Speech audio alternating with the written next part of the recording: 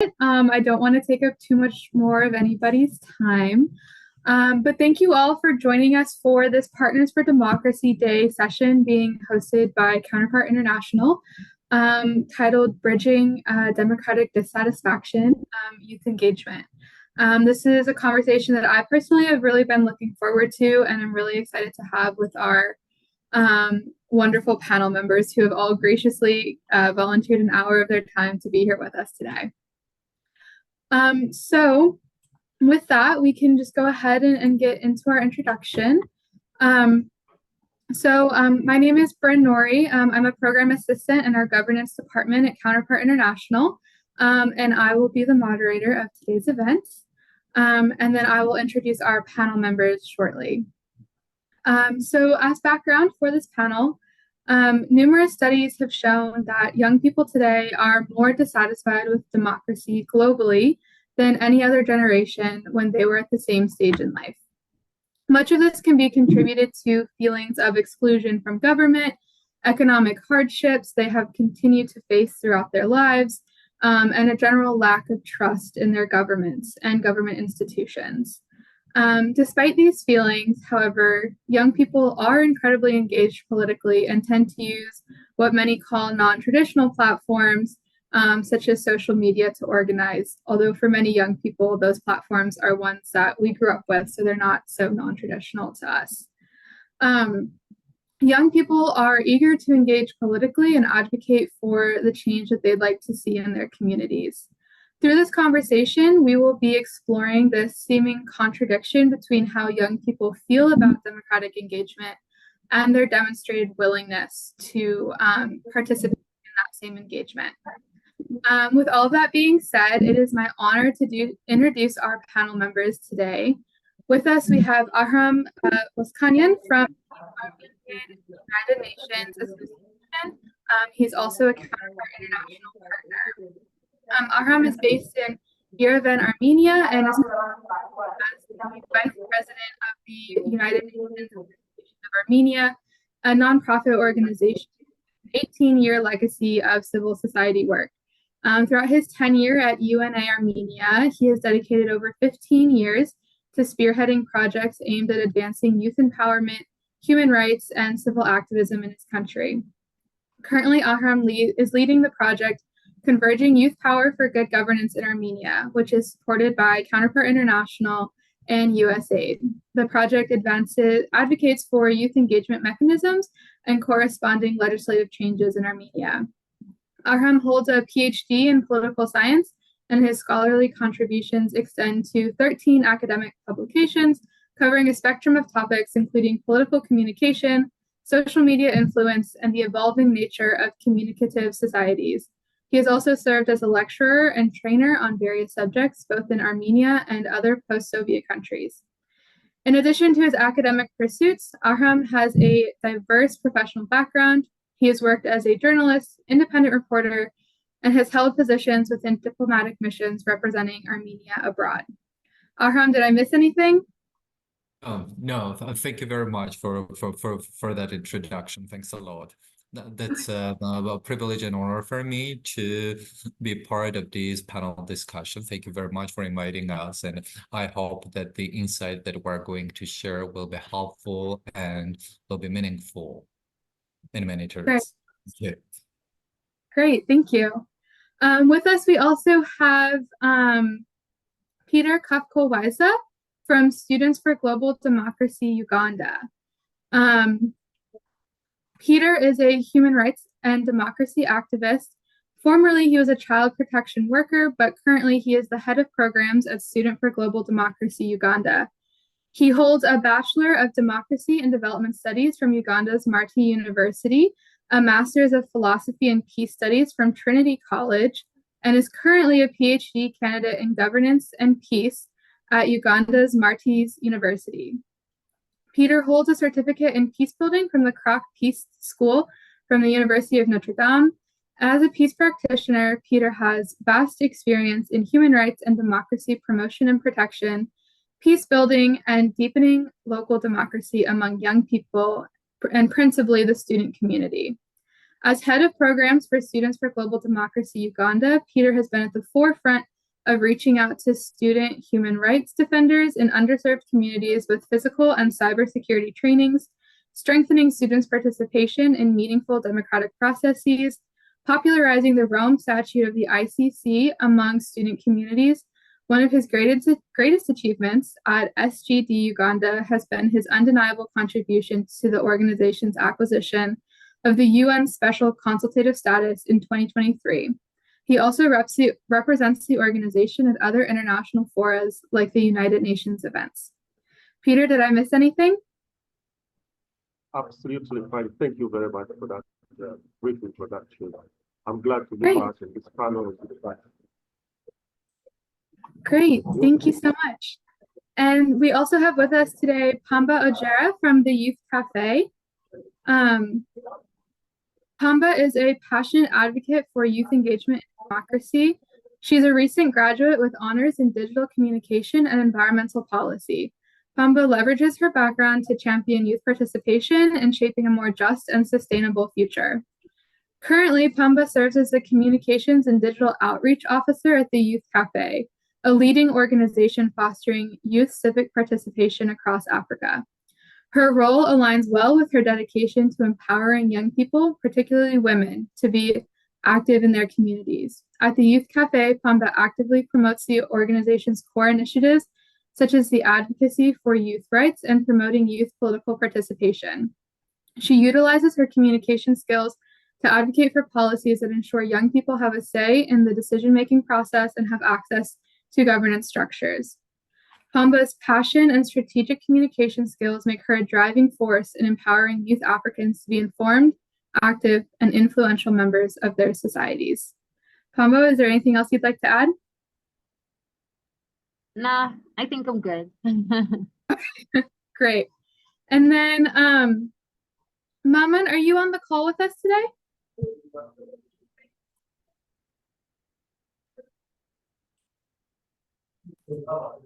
Okay, I think that Maman was unable to join us today, but for background, he's a member of the Support for Local Initiatives and Development organization based in Niger, and is also a Counterpart international partner, but it seems as though he was unable to join us today, unfortunately. So with that, we can move into our questions so that I can stop talking and you all can hear from the panelists who you're here to hear from. Before we move into that, though, I would just ask that any questions that you have, please share them in the chat and we'll address them at the end of the panel. And the session is also being recorded, so if you'd like to share it after with people who are unable to join, we will be sharing the recording link to be shared. So, okay. Pamba, my first question can go to you. What ways does your peer group participate in democracy, and how would you characterize feelings about democracy and democratic institutions amongst your peer group?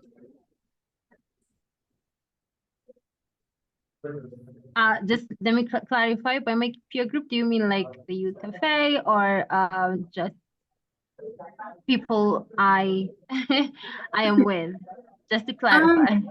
Yeah, no problem. Maybe like young people that you interact with through your work at the Youth Cafe. Okay, I got it. Well,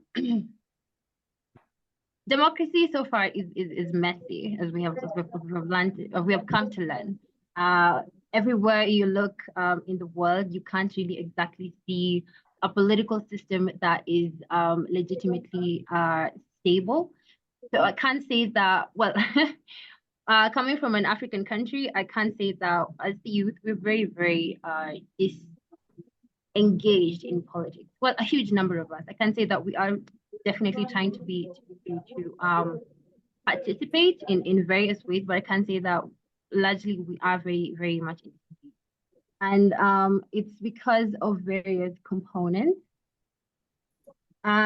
Well, just like I was saying, if you look at everywhere in the world, you can't really get to see a political system that is stable, and it kind of leaves you, okay, who exactly is a role model? If you're looking at the West, they sort of seem to come up like with sort of like some sort of hypocrisy, because you can't really, they say one thing and they end up doing another thing. So you can't really look at the West. And every corner of the globe seems to just be that the war striking out, well, essentially the war striking out. There was a time we were thinking we would probably be having like a World War III, yes.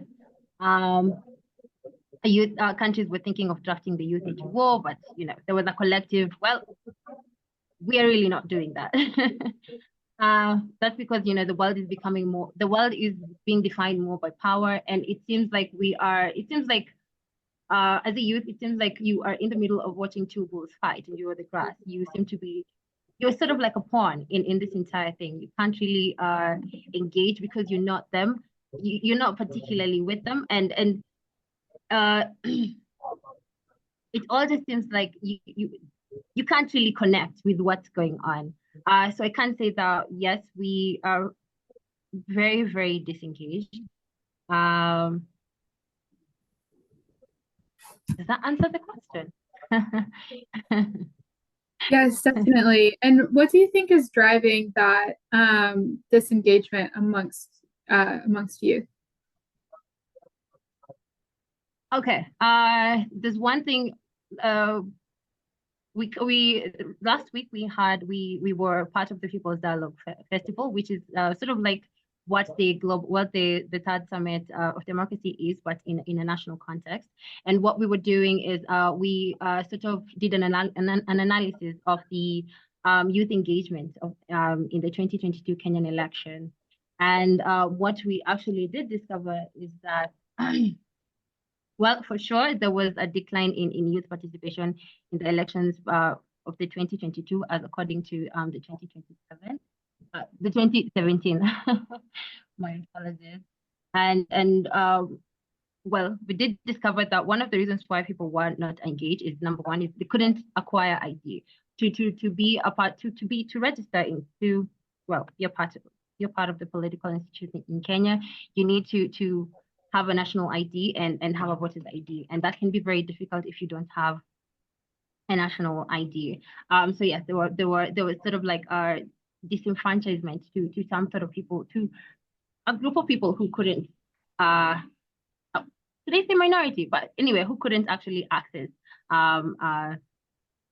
ID cards. Of course, there was a lack of interest in the political leaders because we don't really trust what they say.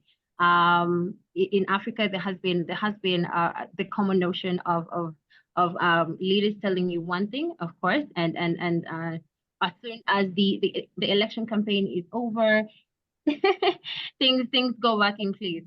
And well, to be fair, the leaders in Africa, they don't really think about the long-term sustainability or the growth of Africa, because they are thinking of extending their power. They get into power and they change laws to accommodate them, to extend the time in power, and so there is really a lack of trust to what they're saying. So you can get in areas in yes, some areas in Africa are very stable, but you'll get in areas where they are using force to ensure that people are voting for a particular leader and such and such.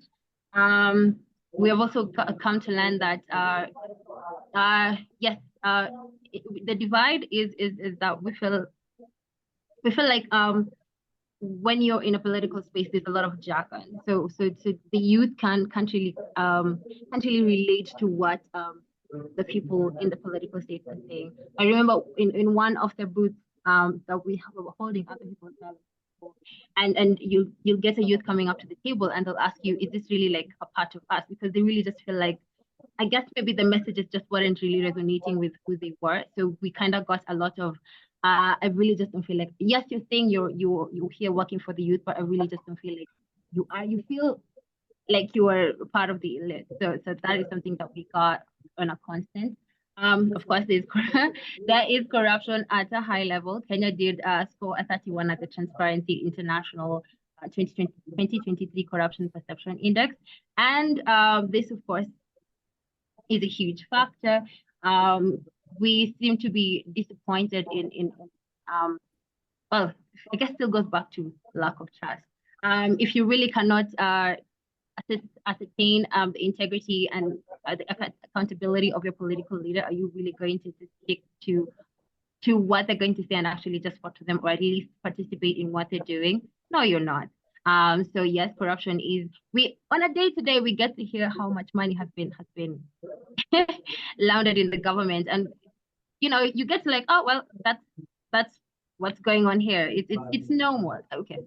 Should I say no? It's what we are accustomed to now.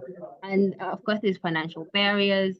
Just being a part of a political campaign is expensive. So as a youth can be very, very difficult to just to say like, I actually want to stand and be a part of that. And sometimes those who actually do get to stand when they get to power, they forget the reason why they got there.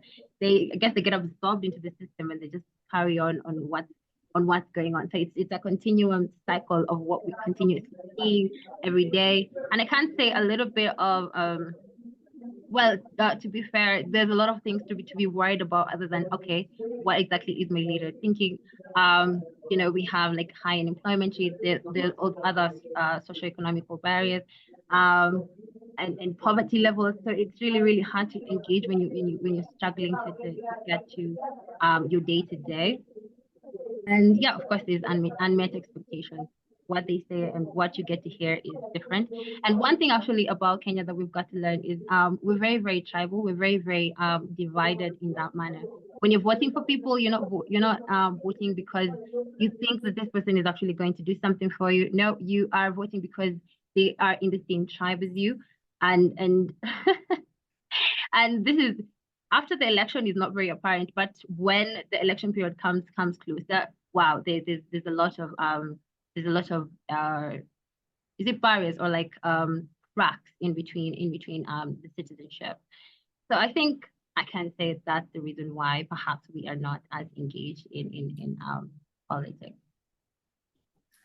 Yeah, thank you so much for kind of shedding light on some of the day-to-day and more practical reasons why young people might not be as engaged in democracy as we would like them to be.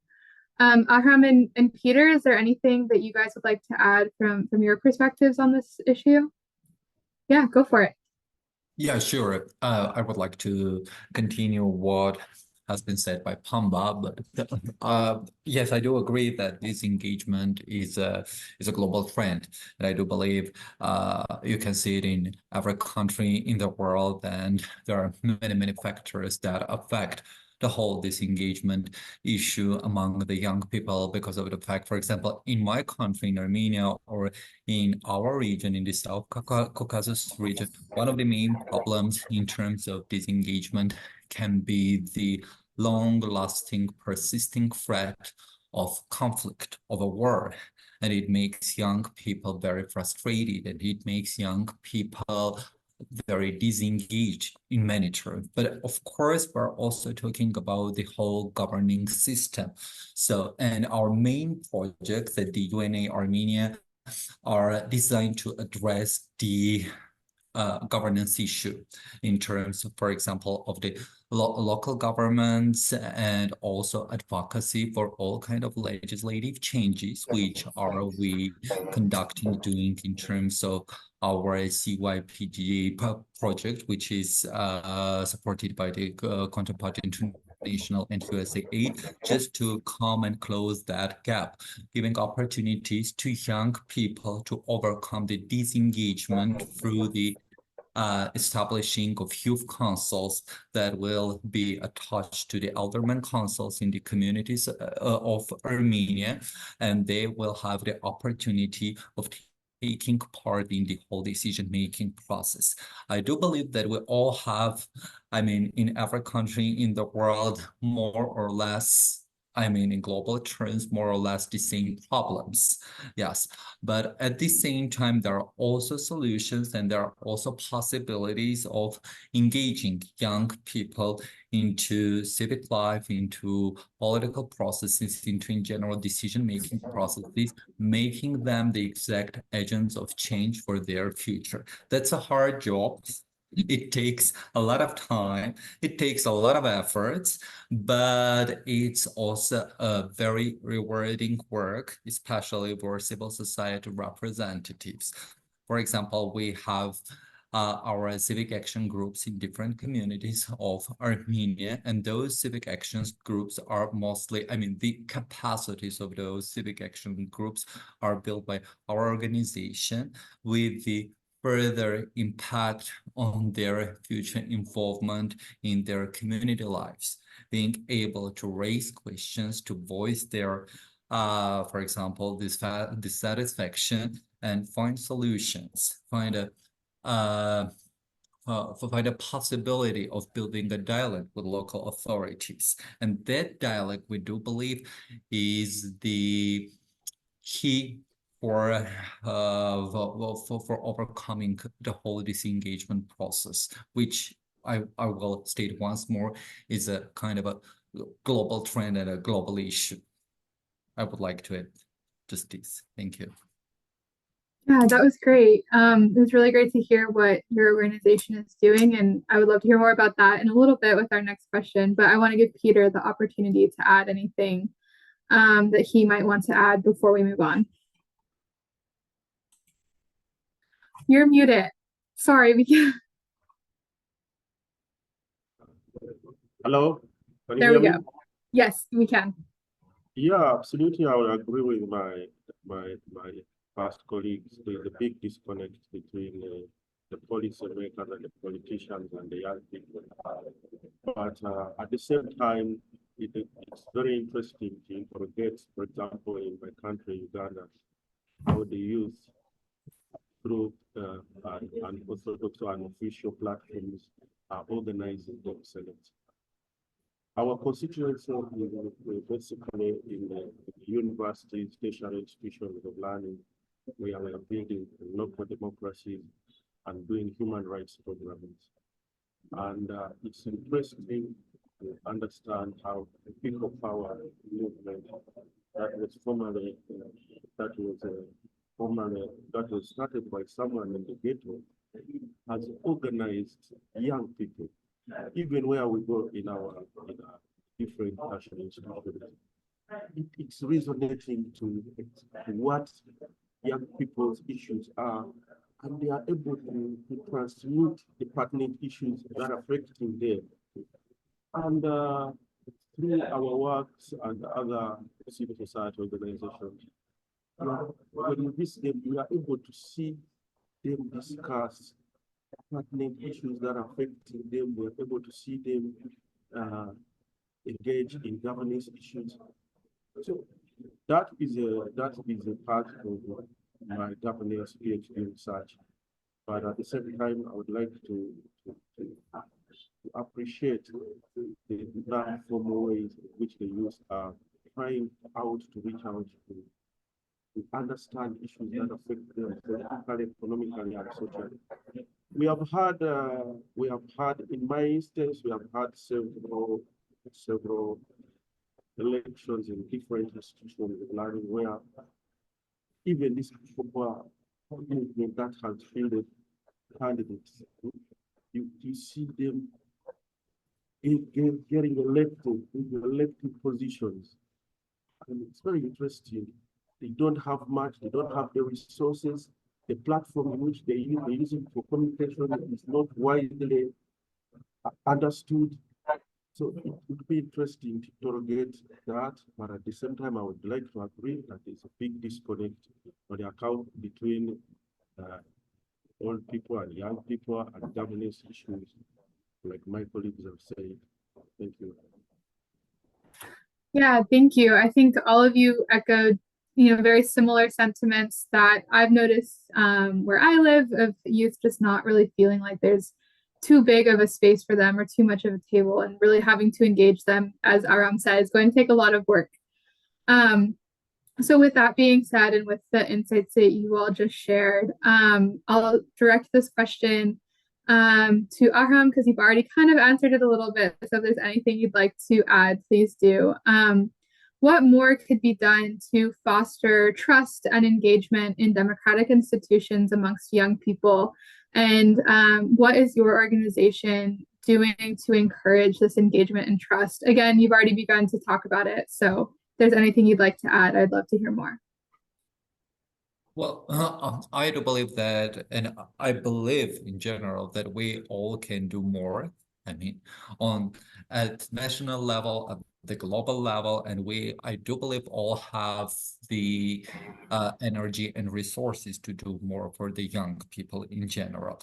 But somehow to foster more trust and engagement in democratic institutions, to my opinion, it's really important to invest more in education and also support young people with all kind of institutionalized mechanism of being involved in decision-making processes, because this is the exact part when young people feel themselves as agents of change. They take part in all kind of important decisions for their local communities, for their cities, and in general for their country. So nurturing responsible citizenship is a must. And I do believe that non-formal education, which is mostly provided by civil society in all of the countries, is a really important tool to reach that trust and engagement, because of the fact that if you teach young people the main principles of accountability, of transparency, and you give them the feeling that they have the opportunities to change something in their local communities and at the same time in their country, it starts working in a good manner. So that is why all of our projects are addressed to the right-based education for young people. And we believe that that right-based education is key to meaningful engagement. What do we understand by saying meaningful engagement? It is to conceptualize and institutionalize all kind of mechanisms that can support young people to be engaged in the whole decision-making process. It also takes a lot of time because we're talking mostly about all kind of legislative barriers in different countries, advocating for changing in general the legislative landscape. And also it doesn't mean that you are just working with the young people. It means that you are also working with politicians, with local authorities, with all kind of governments, and at the same time trying also not only persuade them but also educate them in terms of all those issues, reminding them that they are duty bearers and you are the right holder, and you can reach, I mean, you can overcome that gap in that way. So mainly we are working in the civil society and with young people in Armenia for more than 18 years. And all of our projects are based on the education, so, and the capacity building of all those young people. And for example, we have a lot of good examples in terms of that process, because nowadays, for example, our ex-beneficiaries, they are representatives of local authorities, they are representatives, government representatives at the national level. We have some beneficiaries that are working in different ministries, in parliament, etc. So, and they are those people who are advocating and promoting for more youth activism and youth engagement. So I do believe that that's the whole process, right-based education and capacity building. Thank you. Great. Yeah, that all sounds like some really interesting programming, and it's great to hear about the sustainability of your programming as well. Peter, is there anything that you would like to add on this about what your organization is doing to keep young people engaged in democratic processes? Yeah, basically what we are doing is we promote the Rome statutes in different institutions of learning. And we have democracy and literacy programs in secondary schools. And the response so far has been good. we have been able to set up 30 clubs where these and mock parliaments in the different institutions of learning and the schools where these young people are using that as a forum to discuss pertinent issues of governance and democracy and human rights that affect them. And they have gone ahead to form their own small duty bearers in their communities and wherever they are, they live. For example, I have a good example of a child protection committee that has been formed by one of our beneficiaries in his community, and it's responsible for guarding against rights abuses in the community, child exploitation around the sugarcane plantations, which I feel is quite responsive, and I feel is as a result of our works in the different institutions. I think we need more capacity. We need to reach out to them through the different forums. We have had several programs that target that allow them to use ICT and other media programs. So it's from that we see that there is a good response in terms of the young people getting engaged in issues that affect them, and even elective politics at their own communities, not only in their institutions. Some of them have come up and they have stood for like local council elections, and some of them have gone through. So precisely that is what we are doing in the institutions and schools. Great, thank you. And Pamba, the interventions that your organization is doing, how would you say that young people respond to them? Do they really enjoy them? Are they more excited about getting involved in democracy as a result of your programming? I can actually say that young people so far in Kenya, but to an extent in Africa, because we do have a footprint in the west, east, and the south of Africa. I can see that there is a great response to should I say the type of steps that we're working to ensure that the youth participate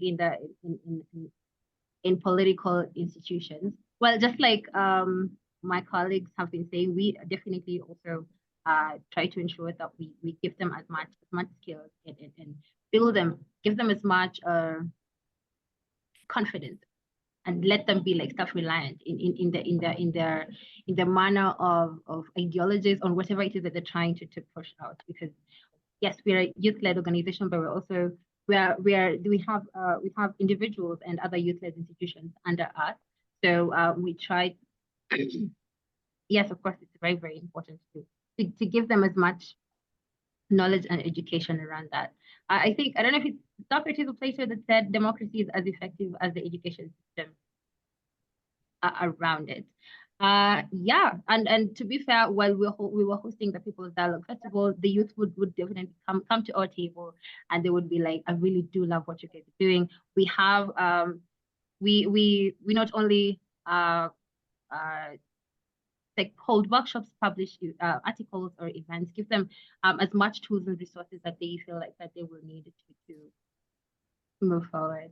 So yeah, we definitely have had a great response around that.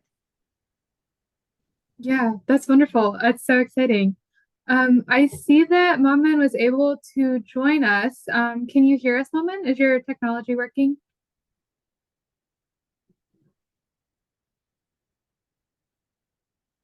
Oh, we can't hear you if you're speaking.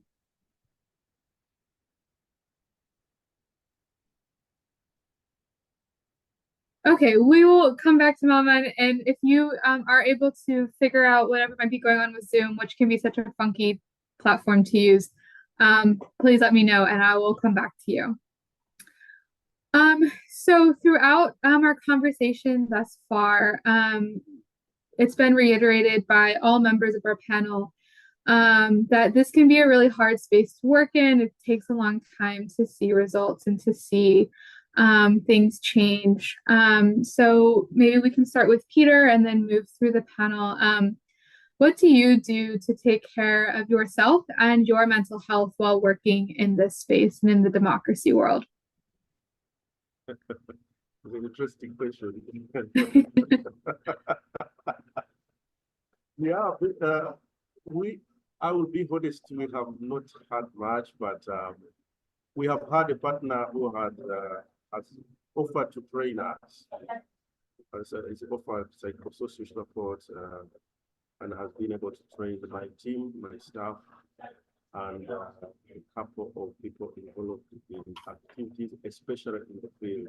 And that has had a ripple effect on how they do their work. And we are grateful to that partner. But I'll be honest, it's not much that we have not ventured much into the issue of mental health while working in the democratic space. We realize, for example, when we have an election here, we are sometimes involved in human rights issues, and there are extremes sometimes that we wouldn't imagine. But we pledge to build partnership with future partners who can help in that line. It's a pity we have not grown. There's not much apart from the training that we have had in regards to students development. Thank you. Yeah, thank you for sharing. I think that's, something important to keep in mind. Ahram, is there anything that you'd like to share on this about how you take care of yourself and your mental health? Well, yeah, working in democracy space can indeed be very challenging. And sometimes you are dealing with different groups, with different people, and sometimes your beneficiaries are from all kind of marginalized groups, and you have to do a lot of job and also dedicate yourself to the main mission and to the purpose of what are you doing. But I do believe that self-awareness and somehow mindfulness are the best remedies for any kind of issues when you have. And I do believe that work and life balance should be always a priority for a person who is working for the civil society. At least to me, I always find strength and resilience mainly in the progress and in the success achieved through many efforts. So it's always a kind of a source of inspiration for me. But at the same time, I do believe for me, it's really important also for physical exercising, going to gym, weightlifting, and everything that helps me always to keep my mental health in a good shape. Yeah, thank you for sharing. The gym is a great place to get out frustration. True. I'll try it. And I'll try it as well. that's true. Me too. And Pamba, do you have anything that you would like to add on this topic? Actually, my sentiments sort of mirror Aaron's. I definitely need to work out or at least do some yoga to sort of be able to like self-regulate and ensure that my mental health is okay. But maybe let me just add community, because the youth cafe, we're literally just consistent of youth and of youth who have who share the same ideologies. We understand what we're doing, what we're here, and yes, it can be very, very difficult. But at the end of the day, when you come back and you sort of like have this sense of support system, and they sort of like pat you in the back and like, we get it, we understand. This is the path that we've chosen, but you're tired, just have a sit. We take a cup of tea.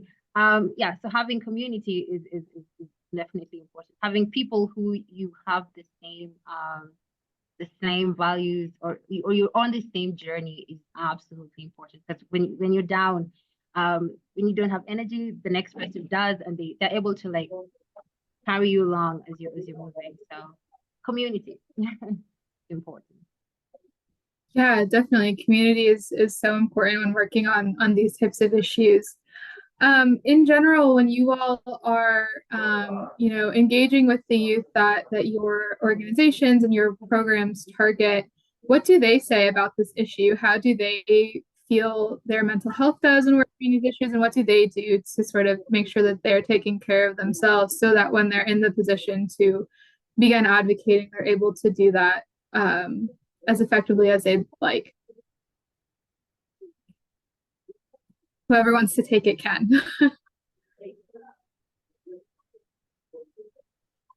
Well, I do believe the community feeling is really very important when you share it with them and you somehow try to cultivate that feeling. And mostly, for example, during different workshops or training sessions, or for example, a gathering, mostly young people start to sharing their feelings, saying like when they come to kind of meeting, when they see people alike, when they feel that there are also, for example, peers of their age who have the same problems, who share the same values, and who also, live, in the same environment, and at the same time, they care, for that environment, more or less in a very close way to each other. So it helps them to overcome. So it is always the community feeling, and of course the feeling that you are giving to those young people, saying that you are the agents of change.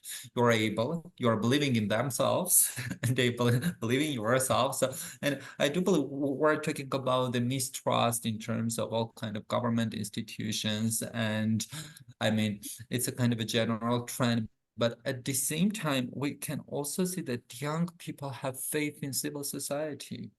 And when they lose that faith, for example, in terms of the government and the governmental institutions, they safeguard that trust for the civil society. So, and I do believe that's kind of a thing that the representatives of civil society should be, uh, uh, should consider with more attention and with more responsibility, of course. Yeah, definitely. Thank you for sharing that.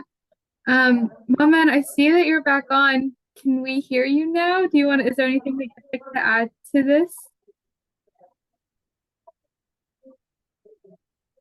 Okay, it looks like he's still connecting to the audio, so perhaps he's not quite ready yet or his Zoom isn't ready yet for him to join us.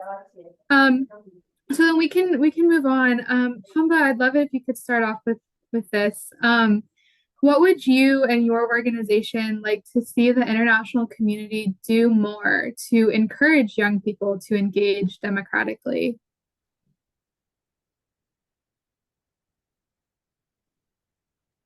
Okay. I will reference what we have worked on, just based on the analysis that we did, because I do feel like it touches on what we are going on in Africa. Let me say that.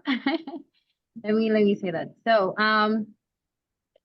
in terms of what we could do more, I feel like we do tend to have a lot of anti-governmental demonstrations and coups and such and such. So in order to ensure that the process is entirely smooth, we need institutions need to prioritize transparency in the operations and decision-making processes.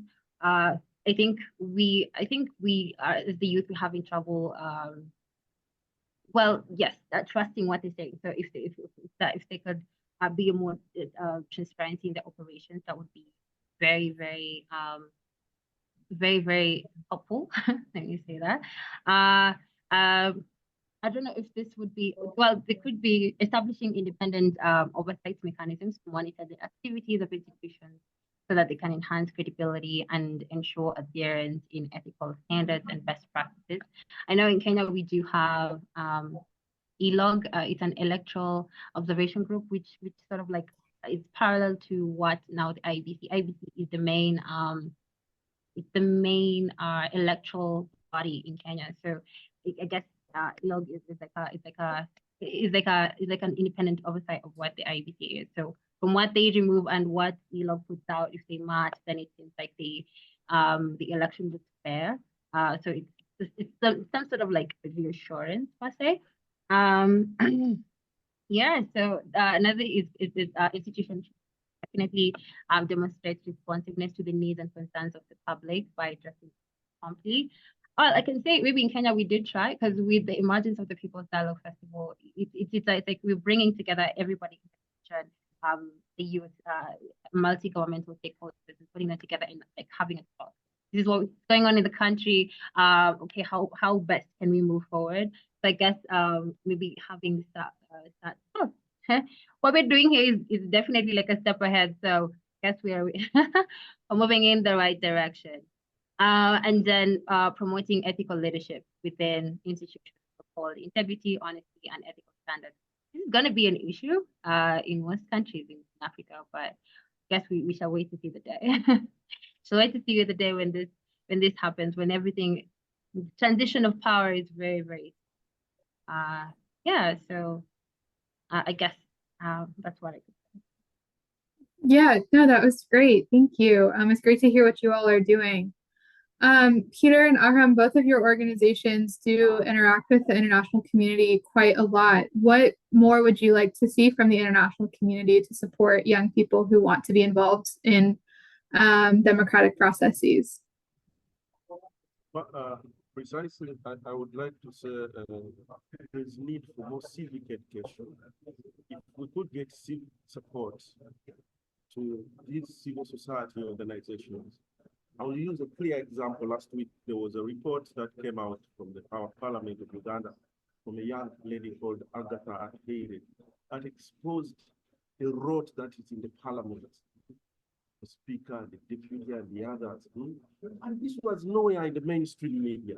It was nowhere in the other media outlets. And these are young people. So it's very interesting to understand that even when we go out to the field and probably see some people probably hear young people talking about issues that there was corruption in parliament. So if there were possibility of enhancing the support from the national community targeted towards civil society and young, especially that deepening local democracy in young people, it would have with ripple effect on the governance issues, human rights, and issues that affect young people. Thank you. Yeah, that's a great message that the international community needs to support more civic education for young people. Ahram, I see you unmuted, so I will let you.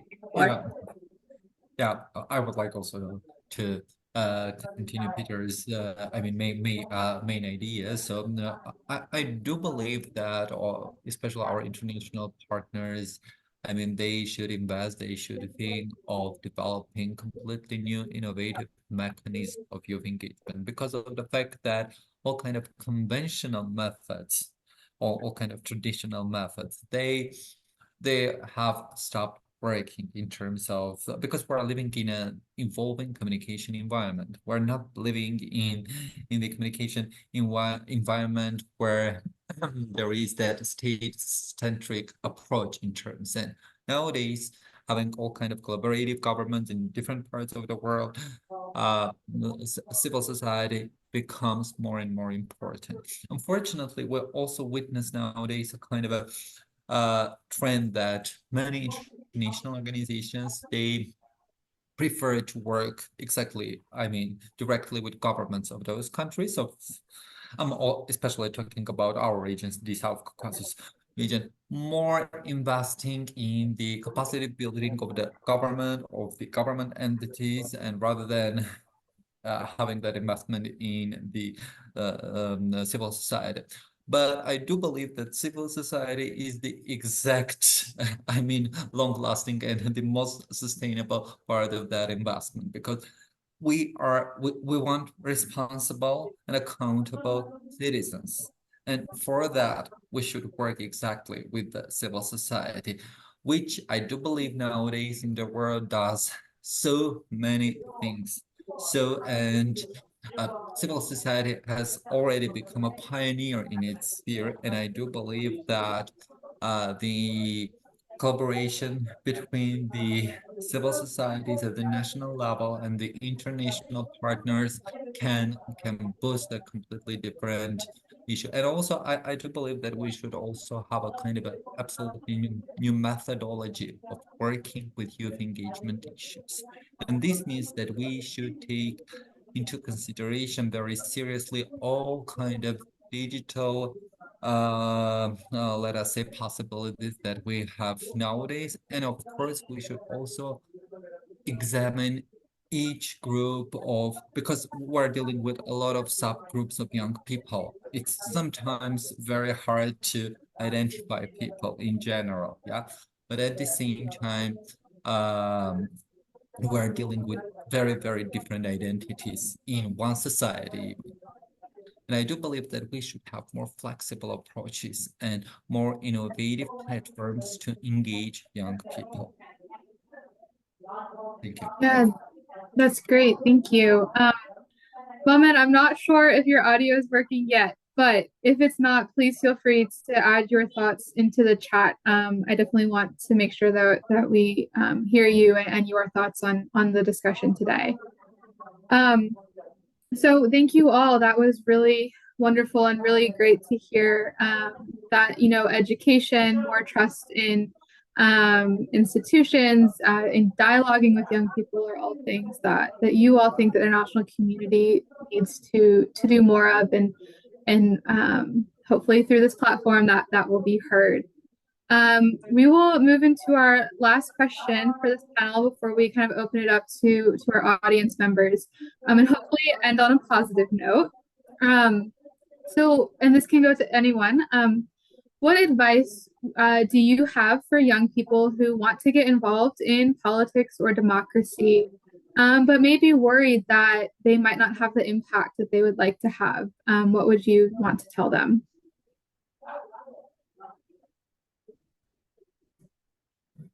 Maybe Pamba, you can go first. I would say that just put it out. I guess it's simple. Just do it. One thing I've learned is that you might not know as you start out how it's going to go, but as the more you do it, the more you put structures and frameworks around what you're doing, and it becomes easy, and you start to have a goal. So the easiest answer in this regard is just like let go of the fears and literally just do it. Put out your message. What you're putting out is exactly what someone else is trying to hear, because regional contexts are very different. So maybe what you're putting out is what someone else is going to resonate with. And well, that's why we have target audience. Not everybody is going to be in your demographic, but you're definitely going to have a set of people who are going to listen to you, and they want to hear what you want to put out. So just do it. Put it out there. It's as simple as that. I love that. Peter, Arham, either of you want to share your advice? Yeah, go ahead. Young people need to know, they need to invest in knowing the situation analysis on the ground.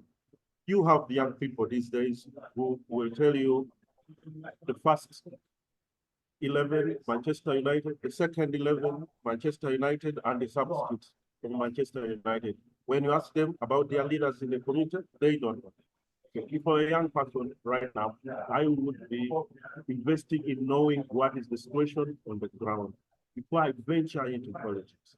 And that comes with knowing, getting civil education on the situation on the ground, getting to know the governance issues that affect the local person, getting to live with the community. So that energy, that positive energy, if it is invested in knowing what is on the ground, is a good launch pad to start your democratic road and to start venturing into politics. In most cases, some of them who get elected to these elected positions do not know. There's a disconnect between them and their communities. And that creates a lot of gaps in the service delivery. So precisely me, I would think that they would invest more energy in knowing their communities and leadership structures and what is the situational analysis of the government. Because there are lots of media outlets, there's lots that you can learn even without going to formal or informal networks. So precisely that's what I would advise the young person to get to know how you live in the community, get to know why a road is not being worked on, get to know why a road is not swept, get to know why there's garbage in front of you. And that is the start point of joining politics, because that's how you mobilize civil society. That's how you mobilize your people. That's how you mobilize the most marginalized people. And that's how people start to respect you. We have good examples, for example, here in Uganda, where someone is coming from the ghetto and he has mobilized people with meager resources. And up to date now, he's the leader, his party is the leader of opposition in Uganda. Thank you very much.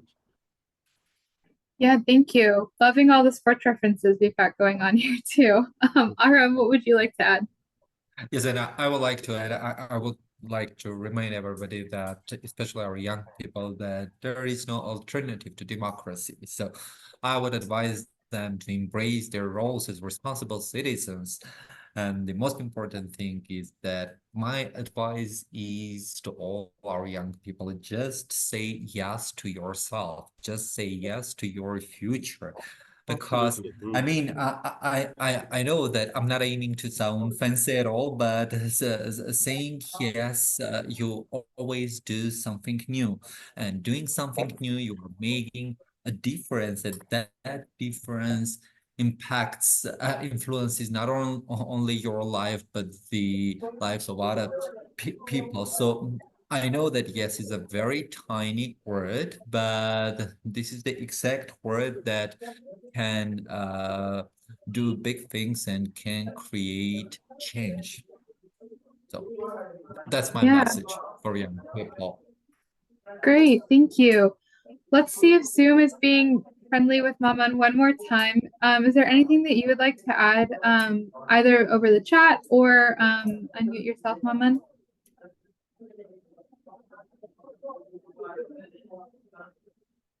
Okay.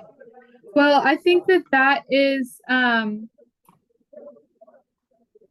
oh, okay, great. So I think that that is a really great note to end on for any young people listening in right now, live with us, or who will be watching this later too. Just do it. Get to know your community and say yes to your future. I think that's all really wonderful advice for any young people looking for advice on getting involved democratically. I am conscious of the time, but perhaps there's one question from the audience that someone would like to ask our panel members before we end for today.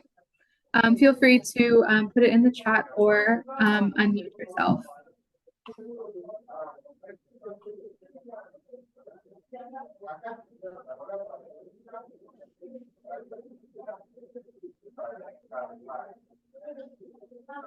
Okay, great. Well, no questions means that you guys did a fantastic job of talking about our panel today. Oh, no, here we go.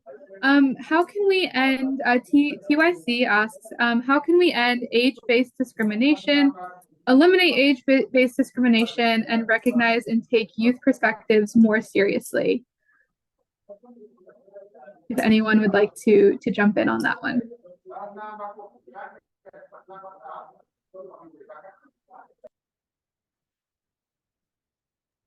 I do believe that's a very specific questions in terms of various countries and the various backgrounds of people.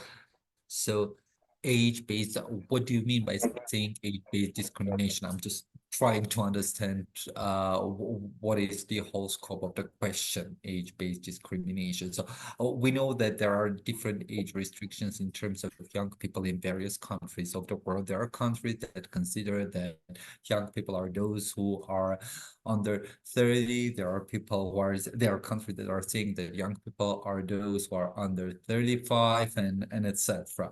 Though, I mean, on the at the international scale, we're seeing that mostly we're saying that, for example, half of the population of the world population is under 30 years old, and that is going to increase. So there is also a need to venture in youth-friendly actions like social media, music, dance.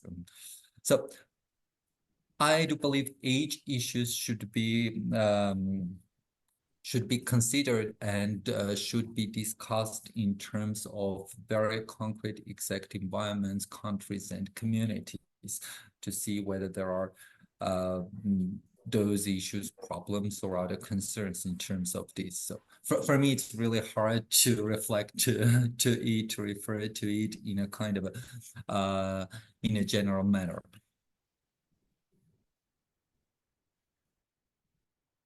Yeah, thank you. Pumba, Peter, is there anything that you'd like to add on this question?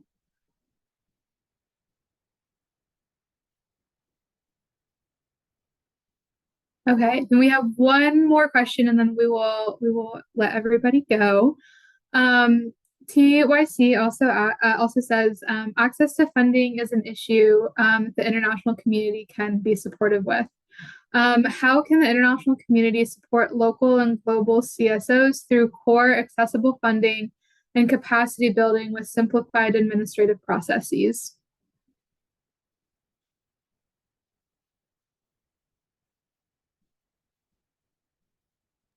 I do believe, unfortunately, there are no simplified administrative processes, especially when you are working in the civil society, when you are working with civil society organizations, and when you are working with international donors. So I do believe the whole mechanism and they should be revised in general at the on the global scale, because I do believe that it's time to have a completely different methodology in terms of collaboration between the civil societies, civil society NGOs, and the international partners. And at the same time, there should be also a kind of a revision of the whole legacy that we have in terms of the cooperation or collaboration between the nonprofit organizations and the governments. So, but it's not a simplified administrative process, unfortunately. So, because we're dealing with absolutely different structures, organizations, different legislations. So, and unfortunately, it can't be that simplified. Yeah, there definitely is a lot of bureaucracy when it comes to getting funding, for better or for worse. Well, I have about 1 million more questions, and I think I could stay here all day, but everyone's very busy, so we will not be doing that, unfortunately.